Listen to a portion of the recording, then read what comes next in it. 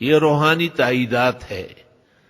اور تکوینی وہ ذرائع اور وسائل ہے جن سے انسانی ہمت آگے بڑھتی ہے اور اس کو دینی محاسن اور مکارم کے میدان میں حصولی اور وصولی آسان ہو جاتی ہے۔ اس درمیان میں کتنی دفعہ حضرت اقدس امام الائمہ سراج الامہ فقیہ هذه الامہ امام اعظم ابو حنیفہ کو دیکھا، کس قدر امام ابو یوسف محمد ابن الحسن شیبانی، امام ظفر ابن حذیل اور ہر دور اور ہر زمانے کے فخر رازی آلوسی اور دیوبند کے اور دلی کے اکابر اور اولیاء اور صلحاء جو سرمایہ افتخار ہے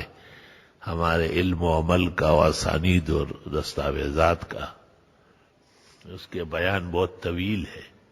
استطاعت نہیں ہے بیان کرنے کی اور لفظ بلفظ محفوظ ہے۔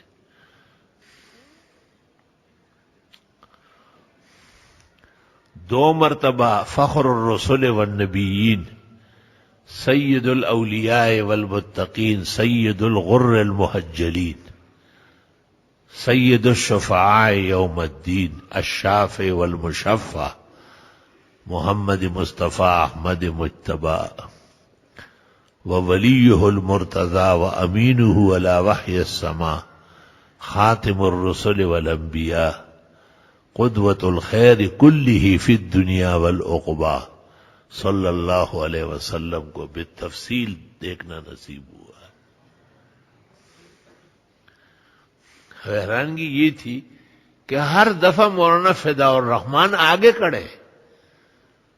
اور وہ پیغمبر کے قریب میں ہے اور ان سے میرا تعارف کر رہے ہیں۔ یہ میں نے حضرت کی وفات پر بھی ذکر کیا، حضرت کی زندگی میں بھی ذکر کیا، اور شاید ان سے تعلق کی وجہ سے اللہ نے یہ راستے ہموار فرمائے ہیں۔